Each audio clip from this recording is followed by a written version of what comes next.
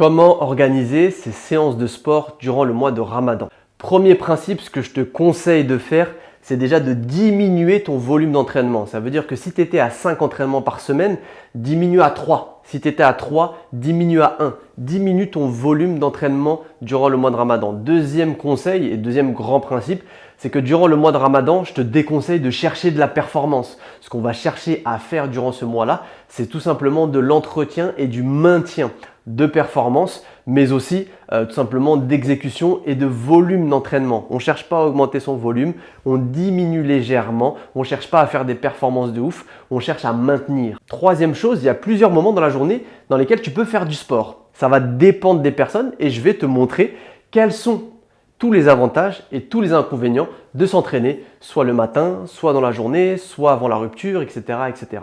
Les moments pour pouvoir s'entraîner durant le mois de Ramadan. Donc tu peux t'entraîner la journée. L'avantage, c'est que le soir, tu pourras profiter de ta famille, tu pourras te reposer, tu pourras bien manger, tu seras avec tout le monde lorsque tu vas manger. L'inconvénient, c'est que tu risques de te déshydrater durant toute la journée, tu risques d'être fatigué durant toute la journée. Deuxième moment où tu peux t'entraîner, et selon moi, c'est le meilleur moment, c'est 1 heure environ avant la rupture.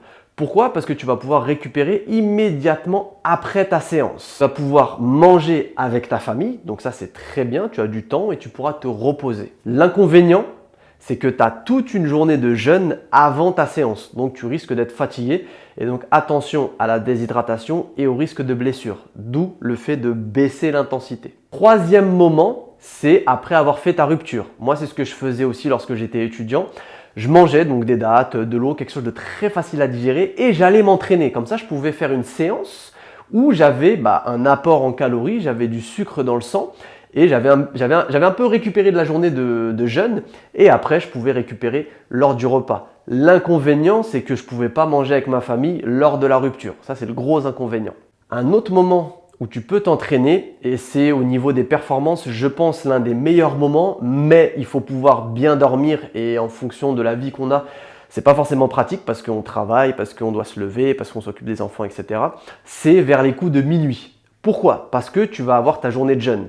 Tu vas pouvoir faire ta rupture, faire ton repas, digérer, absorber. Donc tu as bien récupéré de ta journée de jeûne et du coup, tu vas pouvoir t'entraîner. L'inconvénient, c'est que ça peut te décaler dans ton cycle de sommeil parce que s'entraîner à minuit, peut-être qu'on aura du mal après à s'endormir. Donc ça, c'est le gros inconvénient et on aura un peu moins de temps de sommeil. Donc ça, c'est le gros inconvénient.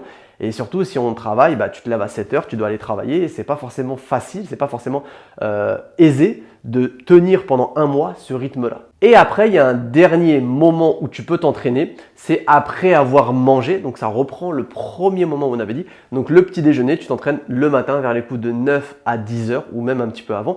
L'avantage, c'est que tu as de l'énergie pour pouvoir faire ta séance. L'inconvénient, c'est que tu vas devoir tenir toute une journée de jeûne avant de pouvoir récupérer de ta séance. Ce que je te conseille de faire en termes d'organisation de tes séances, c'est comme je t'ai dit, diminuer le volume, privilégier aussi si tu fais de la musculation ou du cardio, des entraînements entre guillemets fondamentaux, donc tu vas travailler sur des mouvements polyarticulaires. Si tu fais de la course, bien évidemment, si tu fais des gros fractionnés, essayer de limiter ça et plutôt faire de l'endurance fondamentale. Si tu t'entraînes chez toi, essayer simplement de maintenir tout simplement ta forme sans chercher à faire des performances, sans chercher à finir en sueur. Donc simplement de l'entretien et de diminuer de moitié ta charge d'entraînement. Parce que le mois de Ramadan, encore une fois, ce n'est pas un mois, du moins je te déconseille d'aller chercher la performance, mais plutôt c'est un mois où tu vas pouvoir maintenir ça. Tu as déjà un stress métabolique du fait que tu jeûnes, ne rajoute pas un stress métabolique supplémentaire